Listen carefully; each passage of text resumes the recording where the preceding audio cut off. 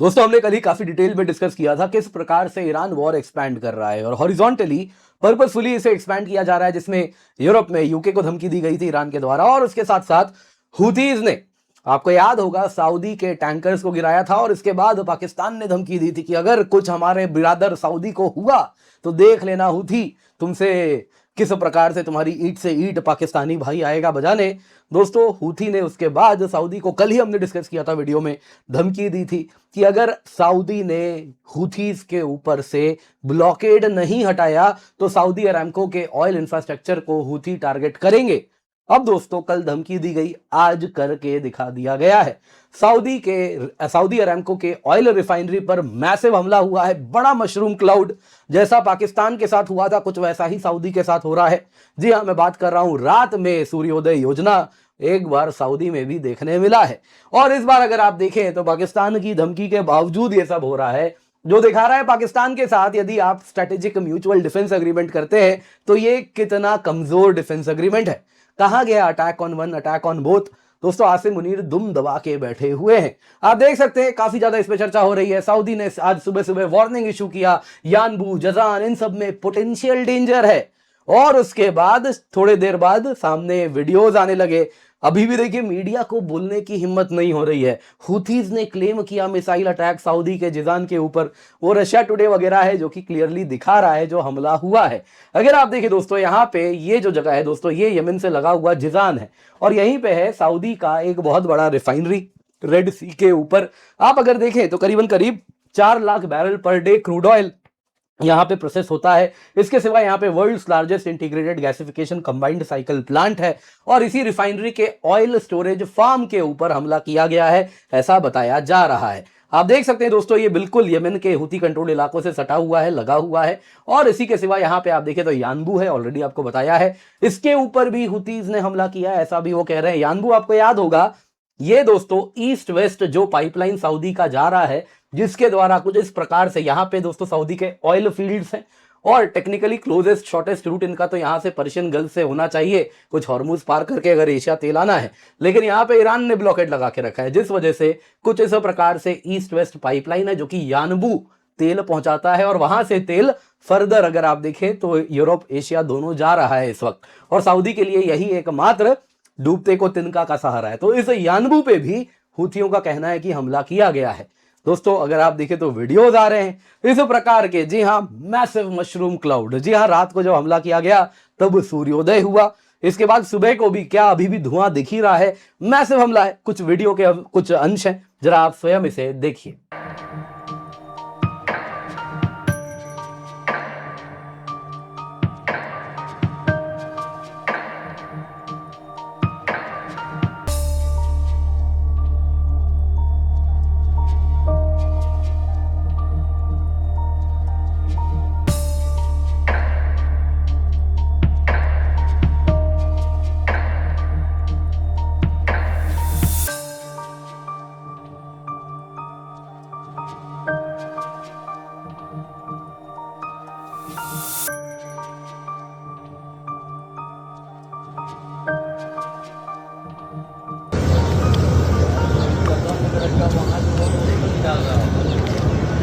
अब दोस्तों इन सबके बाद देखिए पूछा तो जाएगा, पूरे के पूरे जीसीसी कंट्रीज में खुशी की लहर थी, भाई पाकिस्तान आ गया है, एटमी ताकत, न्यूक्लियर पावर उनके साथ खड़ा है। ये देखिए कुवैत की मीडिया, अरब टाइम्स, पाकिस्तान ने चेतावनी दी है, देख लेना यमन को अगर हुतीज ने कुछ किया, सऊदी के ऊपर हमला किया तो पाकिस्तान का डिफेंस क्लॉज इन्वोक हो जाएगा। कुवैत, उसके ऊपर भी हमला ईरान कर रहा है। वैसे ही आप देखें तो कतर, जिसके ऊपर भी हमला हो रहा है, कतर ट्रिब्यून, पाकिस्तान ने चेतावनी दी है मिलिट्री एक्शन की, जो हुतीज हैं वो बच जाएं, सऊदी के ऊपर हमला ना करें। अब कहां गया ये सब जो थ्रेट वो दे रहा था, कहां गया वो थ्रेट, कहां है पाकिस्तान? अब तो खुल के सऊदी के ऊपर हुतीज हमला कर रहे हैं। तो दोस्तों आखिरकार हो क्या रहा है इस पूरे इलाके में, बेहद आवश्यक है उसको जरा हम डिटेल में आज चर्चा करें। पर उससे पहले आगे बढ़े, आपसे निवेदन है वीडियो लाइक करें, चैनल सब्सक्राइब करें, बेल आइकन अवश्य दबा दें। इसके सिवा बेहद जरूरी अनाउंसमेंट है आपके लिए दोस्तों, हम आइकनिक प्रो सब्सक्रिप्शन लेकर के आए हैं। जी हां, आप अगर देखें तो इस सब्सक्रिप्शन में आपको वीडियो मेंटरशिप मिलता है डायरेक्टली टॉप एजुकेटर्स के द्वारा। जी हाँ दोस्तों, अनलिमिटेड 1-to-1 मेंटरशिप है हर 3 दिनों में। वैसे ही आप देखें तो 12 ऑप्शनल सब्जेक्ट लाइव और रिकॉर्डेड भी आपको एक्सेस मिलता है। यूआरटीएस, एमआरटीएस यानी प्रीलिम्स, मेंस, टेस्ट सीरीज आपको मिलती है, सब कुछ मिलता है। और ये अभी इंट्रोडक्टरी ऑफर है दोस्तों, स्टार्टिंग का डिस्काउंट है 74,999 रुपए में मिल रहा है। इन शॉर्ट दोस्तों कुछ इस प्रकार से, जैसा आप देख सकते हैं, जैसे ही आप ये subscription using the code KC10 लेते हैं, डिस्क्रिप्शन बॉक्स में पिंड कमेंट में आपको लिंक मिलेगा, उसके साथ आपकी वीडियो मेंटरशिप अगर आप KC10 यूज कर रहे हैं तो मेरे साथ कुछ इस प्रकार से होगी। हर 3 दिन में आपके जो भी डाउट्स हो रहे हैं इस प्रिपरेशन में वो एड्रेस किए जाएंगे। इसके सिवा अनलिमिटेड मेंटरशिप मिलती है इसी प्रकार के क्वालिफाइड मेंटर से। वैसे ही अगर आप देखें तो URTS plus MRTS evaluation delivered आपके डोर स्टेप पे होता है। 12 से अधिक ऑप्शनल सब्जेक्ट्स आपको मिलते हैं। जी हाँ, लिमिटेड सीट्स हैं, केवल 30 सीट्स को ही ये अवसर दिया जाएगा, तो इसको अपने हाथ से जाने ना दें, जल्दी से जाएं, इसका फायदा उठाएं। इस वक्त ये लिमिटेड इंट्रोडक्टरी ऑफर है, उसके बाद ये ऑफर आपको नहीं मिलेगा, तो मेक श्योर इसको हाथ से जाने ना दें। आप देख सकते हैं आइकनिक के ऊपर इतना सारा आपको एडवांटेज यहां पर मिल रहा है, जो कि केवल और केवल आइकनिक प्रो सब्सक्रिप्शन में है। तो मेक श्योर इसका फायदा उठाएं, यूज द कोड KC10 ताकि आप इसका मैक्सिमम बेनिफिट ले सकें। तो जैसा दोस्तों आप लोगों ने वीडियो में भी देखा, येमेन के ईरान अलाइंड, ईरान से एलिजेंस रखते हैं अंसार अल्लाह, जी हाँ, ये हुतीज जिनको इनफॉर्मली बुलाया जाता है, उन्होंने मल्टीपल बैलिस्टिक मिसाइल ड्रोन्स चलाए हैं सऊदी अरेबिया के ऊपर। और अगर आप देखिए तो जो कंफर्म्ड इंपैक्ट जोन है वो सऊदी अरेबिया का जजान या जिजान भी बोलते हैं, वो ऑयल रिफाइनरी है दोस्तों। अकेला ऑयल रिफाइनरी नहीं है, पूरा का पूरा इंडस्ट्रियल कॉम्प्लेक्स है, हाइड्रोजन बनने से लेके बाकी चीजें भी वहां हो रही हैं। तो उसके ऊपर हमला किया गया और इसके साथ ये पहला डायरेक्ट हुती हमला है सऊदी अरेबिया के पेट्रोलियम इंफ्रास्ट्रक्चर के ऊपर। इससे पहले 4 साल पहले हुतीज ने किया था इस प्रकार का हमला। अब दोस्तों जो वीडियोस आए, जैसा आप लोगों ने देखा, मैसिव फायर, मशरूम क्लाउड देखने मिल रहा है और इस प्रकार से मैसिव हमला हुआ है दोस्तों। स्टार्टिंग में तो नासा का जो कि हीट सेंसिंग सैटेलाइट है, फर्म सैटेलाइट डेटा उससे दिखने लगा था कि ये काफी बड़ा थर्मल एनोमली यानी मैसिव फायर है। और उसके बाद अगर आप देखें तो इमेजरीज आने लगे, वीडियोज आने लगे जो ये कंफर्म कर दिए। ईरान और हुती लिंक्ड मीडिया का तो कहना है केवल अरामको के जिजान फैसिलिटी पर ही हमला नहीं हुआ है, बल्कि सेकेंडरी हमला हुआ है यानबू के ऊपर, जहां पे ईस्ट वेस्ट पाइपलाइन, आपको याद है हमने डिस्कस किया था, जहां पे वो ईस्ट वेस्ट ऑयल पाइपलाइन है, जहां पे ये लोड होता है तेल और फर्दर जहाज में जाता है, तो इस ऑयल टर्मिनल पे भी हमला किया गया है, ऐसा हुती एंड ईरान लिंक्ड मीडिया का कहना है। फिलहाल तस्वीरें नहीं है, वीडियोज नहीं है, इसलिए आपको हम नहीं बता सकते। बाकी अगर आप देखें तो खमीज मुशैद जो कि किंग खालिद एयरबेस है, जो कि अगर आप देखें तो ठीक इस इलाके में है, जो कि यमन से लगा हुआ इलाका है, यहां पे आप देखें तो वहां भी हमला हुआ है। अब दोस्तों इन सब के बाद अगर आप जैसा देख सकते हैं, काफी ज्यादा इस पे चर्चा हो रही है कि ये वॉर अब हॉरिजॉन्टली स्प्रेड कर रहा है, जो कि क्लियरली दिख रहा है। ये दोस्तों कोई isolated Yemen Saudi flare up नहीं है। हालांकि येमेन सऊदी का भी अगर आप देखें तो एस्केलेशन बढ़ता हुआ दिख रहा है। जुलाई 20 की बात है, हुथीज ने जिस प्रकार से ईरान के ऊपर हमला अमेरिका कर रहा था, उसके बाद अचानक से हुथीज को याद आया कि ये सऊदी ने कैसे हुथीज के ऊपर, ये वाला जो इलाका दोस्तों आप देख रहे हैं ना, ये वाला हिस्सा यमन का, इसके ऊपर सऊदी ने ब्लॉकेड लगा के रखा है। इतने इलाके में अगर आप देखें तो ना कोई जहाज उतरता है बिना सऊदी के परमिशन के, ना ही यहां पे जो पोर्ट है यहां से कोई जहाज जा सकता है। अब दोस्तों हुआ यूं कि जो आयतुल्लाह अली खमेनी साहब थे, उनका जो फ्यूनरल था उसमें जो ईरान के हुथीज थे वो गए भी थे, और जब वापस आ रहे थे ऐसी टिप थी कि ईरान का एक काफी बड़ा एक फोर्स भी यहां पर आ रहा है साथ में। वो प्लेन को लैंड नहीं होने दिया गया सऊदी के द्वारा, और उस प्लेन के ऊपर रनवे पे बॉम्बिंग कर दी गई, तो प्लेन लैंड नहीं हुआ, तो बगल के दूसरे एयरपोर्ट में उसे लैंड करवाया गया। और उसके बाद से सऊदी और हुथीज के बीच में एक बार वापस मानो जैसे आग की लपटें फैलनी शुरू हुई। और उसके बाद 20 जुलाई को हुथीज ने कह दिया कि सऊदी अरेबिया के ऊपर अब नेवल ब्लॉकेड है, और इसके साथ 22 जुलाई को हुथीज ने सऊदी के 2 टैंकर एनसेलिया और लाइला पे हमला किया। 23 जुलाई को आभा इंटरनेशनल एयरपोर्ट जो सऊदी में है उसके ऊपर मिसाइल और ड्रोन से हमला किया गया। वैसे ही 24 जुलाई को और एक टैंकर एनसीसी मासा के ऊपर हमला किया, और 25 जुलाई आज अरामको के ऑयल फैसिलिटी पे हमला किया गया है दोस्तों। लेकिन ये बिग पिक्चर ईरान वॉर का हिस्सा है, ये कोई आइसोलेटेड इवेंट नहीं है। इसके तार कहीं ना कहीं ईरान ने हुथीज को एक्टिवेट किया है, और वही चीज आपको समझनी भी चाहिए। ये डेलिब्रेट सेकंड फ्रंट खोला जा रहा है इस यूएस ईरान वॉर में दोस्तों। इसके साथ जो डुअल चेक पॉइंट का खतरा है दुनिया के लिए भी और अरब वर्ल्ड के लिए भी, जो ऑयल एक्सपोर्टर्स हैं, वो सामने आ गया है। हॉर्मूज ब्लॉकेड हो गया, इसके साथ रेड सी में बाबल मंडाब यहां पे ब्लॉक हो गया है। मतलब बड़ा क्लियर है, एनर्जी सिक्योरिटी दुनिया की कॉम्प्रोमाइज हो रही है।